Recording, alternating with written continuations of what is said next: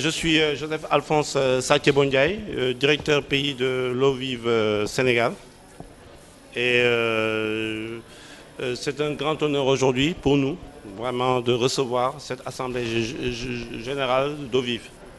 En fait, depuis la création d'eau vive en 1978, c'est la première fois qu'une Assemblée générale se tient en terre africaine.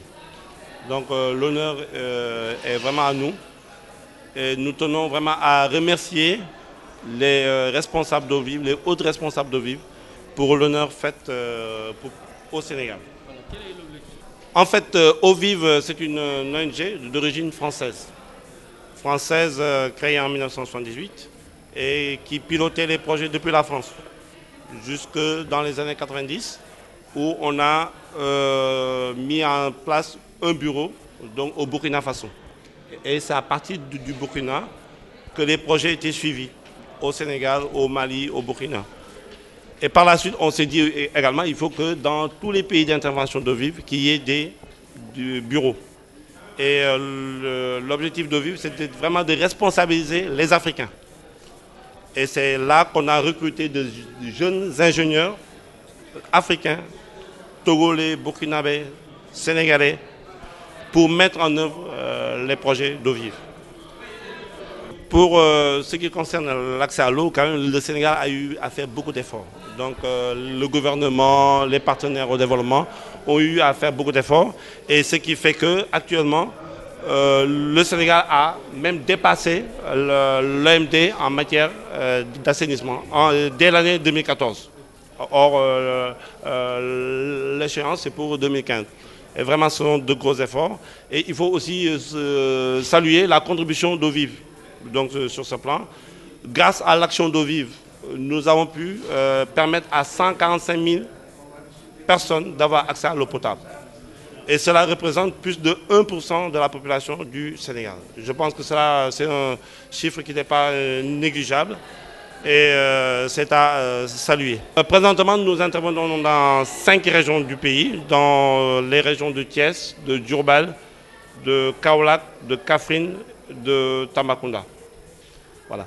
En matière d'assainissement, nous intervenons également et nous sommes beaucoup plus en soutien à des projets de l'État, comme agence de mise en œuvre. Donc nous accompagnons l'État dans des projets, notamment le programme GSF Sénégal, un programme financé par le Fonds mondial pour l'assainissement et qui a pour objet de mettre fin à la défécation à l'air libre. Et Eau Vive a vraiment l'occasion de participer à ce programme. Et présentement, nous avons obtenu de très bons résultats avec 226 villages qui ont été touchés. Et dans ces 226 villages, il y a 107 villages où la pratique de la défécation à l'air libre est totalement bannie et terminée. Les difficultés qu'on peut noter, c'est en fait l'insuffisance des ressources par rapport à nos ambitions. Donc l'ambition d'Eau Vive, c'était vraiment d'intervenir dans tous les villages, dans toutes les communes où il y a de véritables problèmes d'accès à l'eau, d'accès à l'assainissement. Donc c'est toujours un moment d'échange collectif entre nous, entre la France, l'Afrique, le Nord, le Sud, et très enrichissant pour ce qui me concerne en tout cas. La sensibilisation sur l'utilisation de l'eau d'une manière rationnelle, je dirais que c'est plutôt les activités de mes collègues africains et des équipiers d'eau vive en Afrique. Pour ce qui me concerne en France, je suis plutôt dans la sensibilisation aux problèmes de solidarité internationale en général. Pourquoi, même si nous sommes un pays en crise en France, il faut maintenir ces actions de solidarité internationale, qu'on ne peut pas tourner le dos au développement et à tout ce qui se passe en Afrique. Et la majeure partie de l'activité d'une présidente d'eau vive en France, c'est bien de recueillir des fonds auprès des collectivités en aidant les eaux vives en France auprès des institutions également. Mais on intervient beaucoup en milieu scolaire, dans tous les âges, pour justement apporter cette ouverture et faire en sorte que demain, il y ait des militants qui puissent prendre la relève des militants que nous sommes aujourd'hui. Elle les accueille d'une manière variée. Aujourd'hui, en France, on n'est pas dans une tendance à l'ouverture du fait de la crise. Hein, c'est pas ciblé d'une manière particulière sur des populations. Donc, du fait de la crise, on n'est pas dans l'ouverture. Néanmoins, on n'a pas une baisse des dons des particuliers. Et en tout cas, on a des relais institutionnels, comme vous l'avez entendu ce matin, qui sont toujours là et prêts à nous soutenir et prêts à nous écouter sur la connaissance qu'on a aujourd'hui du terrain pour essayer d'être le plus efficace possible. Donc ça fait 20 ans que Ovive est présente au Sénégal. Et ça intervenait dans cette même logique, c'est les Français qui venaient, qui aidaient, et puis qui repartaient. Mais au fur et à mesure que l'intervention progressait, ils ont remplacé les Africains par des mais tout en gardant la direction en France. Alors, après, ça a évolué, les gens se sont dit qu'écoutez, ici, on comprend mieux les problèmes, parce qu'on les vit, parce que ce n'est pas un Français qui vient, qui peut savoir qu'est-ce qu'un village a besoin, qu'est-ce qu'une famille a besoin. Ça, c'est des problèmes qui sont des problèmes. Donc, pour l'expression même des besoins, normalement, quelqu'un qui vit les réalités, connaît mieux les problèmes. Deuxièmement, c'est aussi un début de solution aux problèmes. Le fait de connaître ça, c'est déjà un point. Et comme il y a aussi des compétences qui sont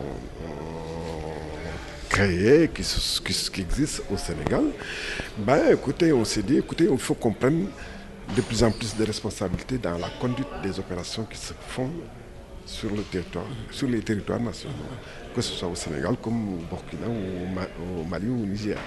Donc c'est comme ça que les Africains ont pris de la place dans l'organisation et on a demandé à ce qu'on revoie un tout petit peu l'organigramme de l'organisation même d'Ovive. Parce que si vous voulez pérenniser votre action, si l'ONG française veut pérenniser ses actions, veut développer, il va falloir qu'on revoie la collaboration. Et ça, on s'est décidé, donc on s'est dit qu'écoutez, si on veut aller ensemble, mais le développement, c'est notre affaire. Le développement de nos pays, c'est notre affaire.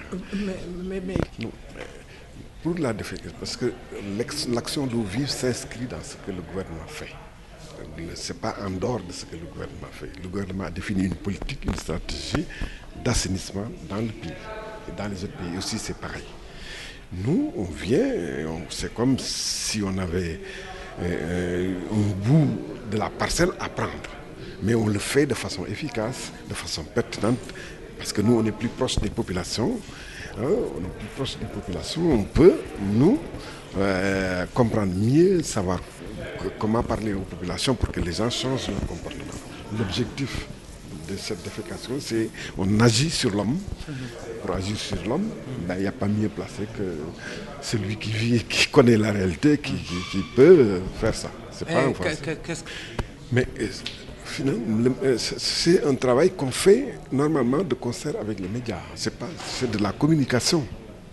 Oui, c'est vrai, peut-être que nous, on a peut-être nos canaux de communication. Peut-être que de temps en temps, on utilise les médias comme support pour faire certaines tâches.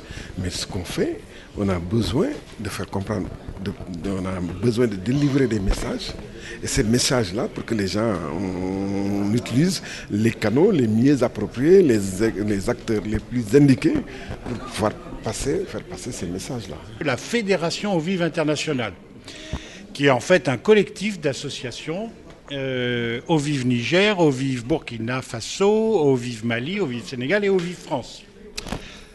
Donc moi, mon boulot, c'est animer ces 5 ONG et essayer de les faire progresser dans la réflexion au niveau national.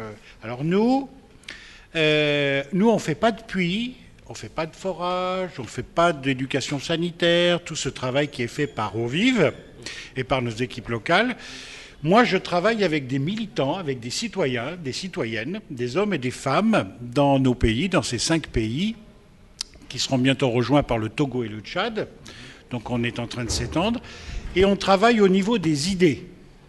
Et ce qu'on veut faire, c'est avoir une voix pour expliquer que avoir accès à l'eau, à la santé, à l'instruction, c'est bien sûr fondamental, mais nous nous occupons d'autres problématiques qui s'appellent la démocratie, qui s'appellent la citoyenneté, qui s'appellent la réflexion collective, la gouvernance, la transparence. Donc nous, on a une activité associative et qui essaye de promouvoir des idées. Et aujourd'hui, on travaille, et particulièrement là, lors de cette Assemblée générale, sur les messages que nous voulons porter. Et parmi eux, je peux vous en citer quelques-uns qui sont par exemple l'équité.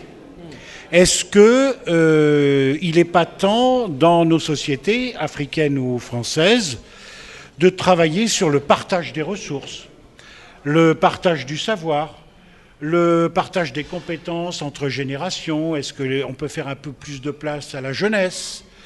Vous voyez, on travaille sur ces idées-là et on veut développer, aux côtés de nos activités sociales, une réflexion plus politique. À notre mesure, il y a plein d'autres associations en France comme en Afrique qui font déjà un travail formidable là-dessus, Ligue des droits de l'homme, etc.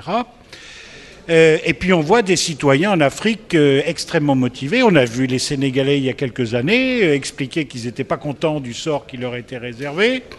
On a vu les Burkinabés mettre un président de la République dehors, tout de même. On voit actuellement au Burundi des choses importantes qui se passent. Ce sont des mouvements qui nous intéressent et nous, on essaie de contribuer avec nos petits moyens à la réflexion, d'apporter des choses à notre niveau. Justement, entre l'eau et la culture sont indissociables, comme on l'a dit. Mais quels sont les axes que vous avez mis en œuvre véritablement pour promouvoir ce dialogue des cultures afin de trouver une solution par rapport à ce problème? Alors, avant de donner des leçons aux autres, on essaye d'abord de s'appliquer à nous-mêmes. Donc au total, nous sommes à peu près environ 200 adhérents, africains et français, puis il y a même des Canadiens et des Italiens. Bon. Donc avant d'exporter nos pratiques, autant se les appliquer à nous-mêmes. Donc on essaye aujourd'hui de développer notre fonctionnement et voir, d'essayer d'expliquer comment cette diversité culturelle, nous n'avons pas la même histoire, nous n'avons pas la même culture, nous n'avons pas les mêmes espoirs, nous n'avons pas les mêmes craintes, mais on s'aperçoit que quand on discute, mais on vit dans le même monde et on traverse les mêmes difficultés. Je prends un exemple, on sait qu'aujourd'hui, il y a des problèmes de sécurité en Afrique, mais si je ne me trompe pas, il y en a aussi en France. Donc vous voyez, tout ça est international et mondialisé. Eh bien, mondialisons-nous aussi un peu. Et nous allons... Alors, pour l'instant, on n'a pas encore défini nos messages parce qu'il ne faut pas dire n'importe quoi. Et il faut bien cibler ce qu'on veut dire là où nous avons une valeur ajoutée. Par exemple, je vous donne deux exemples. Cette histoire d'encouragement à la jeunesse et d'intégrer la jeunesse dans ces processus de développement, nous avons développé dans Eau Vive quelque chose qui s'appelle les jeunes cadres engagés, c'est-à-dire que nous allons solliciter des jeunes diplômés qui souvent n'ont pas de boulot, et on les intègre dans Eau Vive en leur disant, voilà, là tu vas pouvoir exercer tes compétences, mais aussi ta réflexion, et avec un engagement. Tes compétences professionnelles sont bienvenues, mais nous, on veut que ça soit plus que ça. On veut que derrière, il y ait une sensibilité, d'abord à la cause des plus démunis. Nous travaillons quand même pour des gens qui n'ont accès à pas grand-chose, ni à l'eau, ni à l'assainissement, ni même à la parole, puisque c'est des gens qu'on n'écoute jamais. C'est auprès de ces populations qu'on veut que ces jeunes cadres engagés aillent travailler. Mais puisque nous sommes dans un monde d'une mondialisation, vous avez tout à l'heure dit, mondialisons-nous. Ce problème de l'immigration clandestine, ces jeunes qui prennent les pirogues et qui affrontent l'océan. Alors votre association a-t-elle réfléchi dans ce sens et peut-être propose-t-elle des solutions à ces gouvernements européens et africains parce que nous sommes dans un monde globalisé? Oui, alors... Restons modestes, Eau Vive ne va pas sauver le monde, ni l'Afrique, ni l'Europe.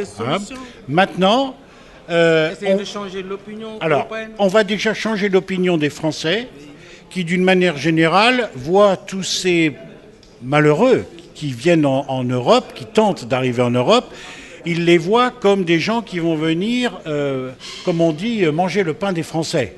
Bon, il faut arrêter avec ça.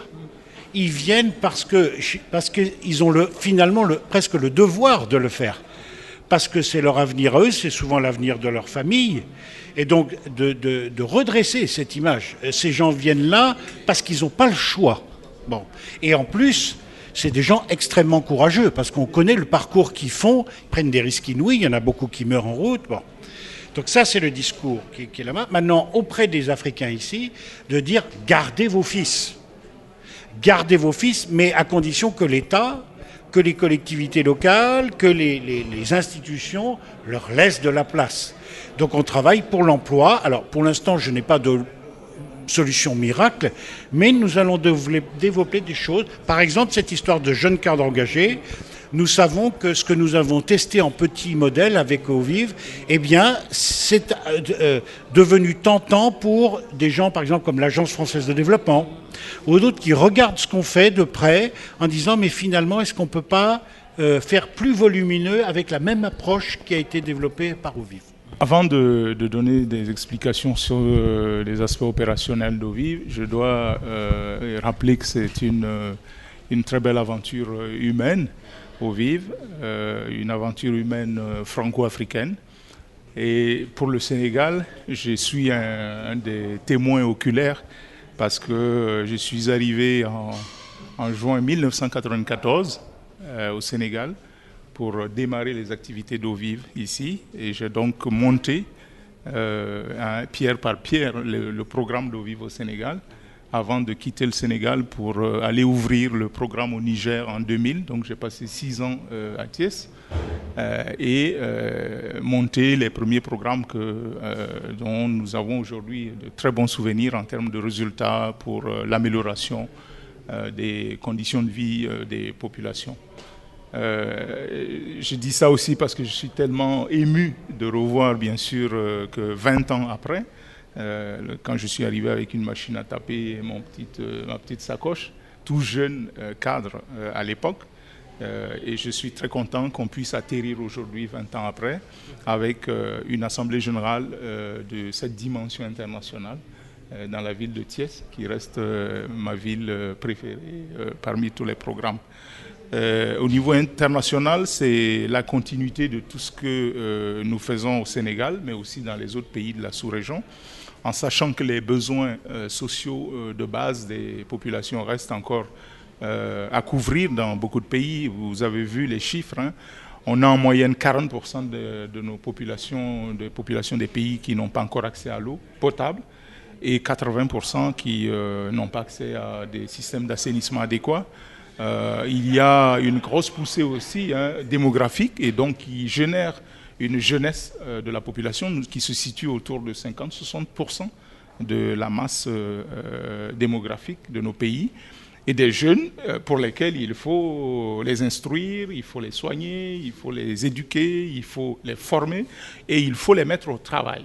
Alors, et ça, nos seuls États avec les ressources dont ils disposent ne peuvent pas relever tous ces défis et c'est pour ça que des organisations de cette dimension comme Ovive qui ont à la fois des professionnels multidisciplinaires mais aussi qui appartiennent à des réseaux au niveau régional, Afrique continentale mais internationaux peuvent aussi apporter leur contribution aux côtés des États pour résorber ces problèmes-là.